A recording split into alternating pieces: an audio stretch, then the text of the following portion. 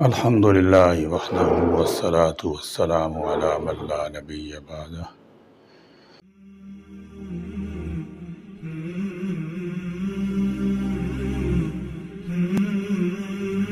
بجلی کے حوالے سے عرصہ دراز تک پاکستان میں کہا جاتا تھا کہ اس کے آنے اور جانے کا وقت مقرر نہیں، لیکن گزشتہ کچھ عرصے سے پاکستانی عوام اب یہ دعائی دیتے سنائی دیتے ہیں کہ بجلی کی قیمتیں بڑھنے کا اب کوئی وقت مقرر نہیں۔ بجلی کی قیمتوں میں اس اضافے سے عام آدمی کو جن مسائل و مصائب کا سامنا کرنا پڑے گا، اس سے قطع نظر ملک کی صنعتوں کو بٹھا بیٹھ جانے کا اندیشہ ہے، جس کا سب سے بڑا اور برا اثر ہماری برآمدات پر پڑے گا۔ پاکستان کے تاجروں نے اس بات کا خدشہ ظاہر کر دیا ہے کہ بجلی کے نرخوں میں حالیہ اضافے واپس نہیں لیے گیا تو ساری صنعتیں بند ہو سکتی ہیں۔ اگرچہ یہ معاملہ ابھی ناممکن سا لگتا ہے، لیکن صورتحال اسی طرح سے بدتر ہوتی چلی گئی تو ناممکن کو ممکن کے خدشات لاحق ہو سکتے ہیں۔ بہت سے افراد کا خیال ہے کہ گزشتہ 2 سال میں یہ صورتحال بگڑی ہے۔ یہ بھی درست ہے، لیکن اس کا آغاز 1994 سے ہوا جب IPPs نے پاکستان میں قدم رنجہ فرمایا تھا۔ یہ کمپنیاں پاکستان کے علاوہ سری لنکا، بنگلہ دیش سمیت دیگر کئی ممالک میں گئی تھیں۔ پاکستان کے ساتھ انتہائی اونچے نرخ پر معاہدے کیے گئے۔ اس میں کرپشن کا عنصر بھی شامل ہو چکا تھا۔ ملک بھر میں بجلی کی قلت کیسے پیدا ہوئی؟ ظاہر ہے پہلے ہزاروں دیہات اور قصبے بجلی سے محروم تھے۔ اس دوران ملک بھر میں الیکشن بھی ہوتے رہے۔ 1988 سے الیکشن کا تسلسل برقرار ہے۔ بجلی سے محروم علاقوں کے شہری اپنے امیدواروں سے پہلا مطالبہ یہ کرتے ہیں کہ ہمارے گاؤں، گوٹھ، ڈھوک، بستی کی بجلی منظور کروائیں اور ووٹ لے لیں۔ کئی لوگوں کے لیے حیران کن بات یہ بھی ہو سکتی ہے کہ بجلی کی کم اور بجلی مہنگی اس لیے ہوتی چلی گئی کہ مٹی کا بنا ہوا دنیا کا دوسرا بڑا ڈیم تربیلا، جس کی تکمیل 1974 میں ہو گئی تھی اور اس کی تمام نگرانی عالمی بینک کر رہا تھا کہ اچانک مزید بڑے ڈیمز کی تعمیر کی منصوبہ بندی روک دی گئی اور بالآخر ملک کو IPPs کے قدموں میں لا کھڑا کر دیا گیا۔ آپ کہیں گے کہ کہاں 1974 اب 2024 درمیان میں 50 سال کا عرصہ ہے۔ جی ہاں، اسی کو کہتے ہیں طویل المدت منصوبہ بندی جو اغیار ہمارے لیے کر رہے تھے۔ اور اس دوران ہماری ملکی سیاست میں کیا کیا ہو رہا تھا، اس اہم ترین مسئلے کی طرف توجہ ہی نہیں گئی۔ دنیا بھر میں دریاؤں پر ہزاروں ڈیم اس نصف صدی کے دوران بنائے گئے۔ بھارت چین کی مثال ہمارے سامنے ہے۔ بھارت نے ہماری دریاؤں کا رخ موڑ کر ان پر بند بنا لیے، ڈیم بنا لیے، اور اب ہمارے لیے یہ صورتحال پیدا ہو گئی ہے کہ بجلی کی نرخ آسمانوں سے باتیں کرنے لگے ہیں اور کارخانوں، فیکٹریوں، ملوں کی تالہ بندی شروع کر دی گئی ہے۔ گزشتہ 2 سالوں میں 200 فیکٹریوں کے بند ہونے کی اطلاعات تھیں۔ اب تاجر مزید بہت سے کارخانے بند ہونے کا خدشہ ظاہر کر رہے ہیں۔ ایک اہم وجہ جو سامنے ہے وہ یہ کہ پیداواری لاگت مہنگی ہوتی گئی۔ سب عالمی منڈی میں ہم اپنی مصنوعات کی طلب پیدا نہیں کر سکے۔ پچھلے دنوں ایک رپورٹ آئی کہ یورپی یونین، جنہوں نے ہمیں GSP+ کا درجہ بہت سی شرائط کے ساتھ عطا کیا، وہاں ہماری مصنوعات کی مانگ میں کمی ہو گئی ہے۔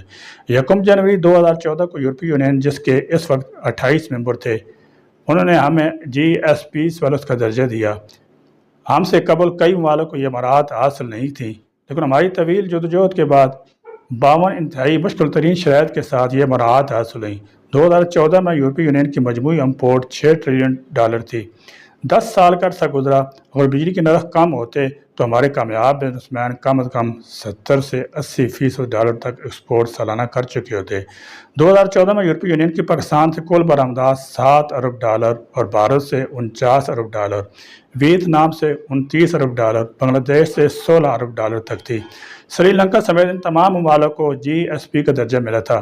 ان کی برآمدات میں کئی گنا اضافہ ہوا اور پاکستانی برآمدات کے بارے میں بتایا جا رہا ہے ان کی ڈیمانڈ کم ہو گئی ہے۔ پاکستان میں غربت میں اضافے کا اہم سبب بجلی، گیس، پیٹرول، خوراک، لباس، رہائش، ٹرانسپورٹ اور دیگر چیزوں میں مہنگائی کا گراف ناقابل حد تک بڑھتا چلا جا رہا ہے۔ لہذا پاکستان میں غربت میں کمی کے بجائے شدید اضافہ ہوا ہے۔ ہم IMF سے جب قرض لیتے ہیں تو وہ جن شرائط پر عمل درآمد کے لیے کہتا ہے اس پر عمل کرتے ہیں۔ یہاں ایک سروے رپورٹ میں بتایا گیا ہے کہ بڑی تعداد میں لوگ ملک چھوڑنے کی بات کر رہے ہیں۔ پاکستان نے گزشتہ 24 سالوں میں یعنی 2001 کے بعد جس چیز میں ترقی کی ہے اور جس کی زبردست طرح سے شرح افزائش ہوئی ہے وہ ہے تجارتی خسارہ، اور جس چیز نے سرپٹ دوڑ لگائی ہے تو وہ امپورٹ ہے، جبکہ اس کے مقابلے میں ہماری ایکسپورٹ میں اضافہ کچھوی کی رفتار سے ہو رہا ہے۔ گزشتہ 10 سال میں ہماری برآمدات 20 ارب سے 30 ارب ڈالر تک کی پہنچ سکی ہیں، جبکہ درآمدات 50 ارب ڈالر سے متجاوز ہو چکی ہیں۔ پاکستان گزشتہ کئی برسوں سے کئی ممالک سے تجارتی معاہدے کیے جن میں Sri Lanka, Malaysia, Indonesia, Mauritius, چین شامل ہیں۔ خاص طور پر نئی صدی کے آغاز کے ساتھ چینی درآمدات میں تیزی سے اضافہ ہوا ہے۔ چین کے ساتھ شرائط تجارت کو زیادہ سے زیادہ بہتر بنایا جا سکتا ہے، جس سے ہم مزید 5 یا 6 ارب ڈالر کی ایکسپورٹ بڑھا سکتے ہیں۔ اس طرح ملیشیا اور انڈونیشیا کے لیے بھی اپنی ایکسپورٹ بڑھا سکتے ہیں، لیکن ساری بات اس پر منحصر ہے کہ برآمدی صنعتوں کو مصنوعات کی تیاری کے لیے سازگار ماحول فراہم ہو۔ موجودہ ہوشربا پیداواری لاگت کے ساتھ ہم کس طرح اپنی ایکسپورٹ کو بڑھا سکتے ہیں؟ حالیہ دنوں بجلی کے نرخوں میں بتحاشا اضافے نے رئیسی کسر بھی پوری کر دی ہے۔ بجلی نرخوں میں کمی لانے کے ساتھ ساتھ حکومت IPPs معاہدوں کا از سر نو جائزہ لے، بصورت دیگر نتائج امید افزا نظر نہیں آ رہے۔ ساتھ ساتھ ملکی سیاسی حالات کو بہتر بنایا جائے تاکہ کسی نہ کسی طور پر ملک جس طرح کاروباری مندی کا شکار ہے اس سے باہر نکلا جائے۔ ٹیکس بھی جمع کریں، اس کی مالیت بھی بڑھائیں، خالی جیب والوں سے ٹیکس نہیں ملے گا۔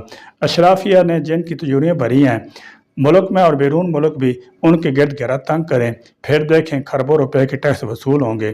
پاکستان کو عالمی منڈی میں اس کے کھوئے ہوئے مقام واپس دلانا اور زر مبادلہ کی آمدنی میں خاطر خواہ اضافہ کرنا زیادہ مشکل نہیں ہے، لیکن اگر حکومت نے آنکھیں بند کر کے اس طرح کلاڑا چلانے کی روش برقرار رکھی تو اس دودھ دینے والی گائے کو زندہ رکھنا مشکل ہو جائے گا، جس کا خمیازہ بحیثیت قوم ہم سب کو بھگتنا پڑے گا۔ ٹیکسٹائل انڈسٹری ملکان کے مطابق ٹیکسٹائل کے شعبے میں یہ ترقی برقرار رکھنے یا بڑھانے کے لیے مواقع سے فائدہ اٹھایا جا سکتا ہے، جس سے نہ صرف صنعتی پیداوار بڑھے گی بلکہ ملکی زر مبادلہ کے ذخائر میں بھی اضافہ ہوگا اور بے روزگاری میں بھی کمی ہوگی۔ امید کی جاتی ہے کہ پاکستانی حکام اس جانب فوری توجہ دیتے ہوئے مسائل حل کرنے کی کوشش کریں گے۔ اللہ تعالیٰ ملک پاکستان کی ہر شر فتنے سے حفاظت فرمائے، آمین۔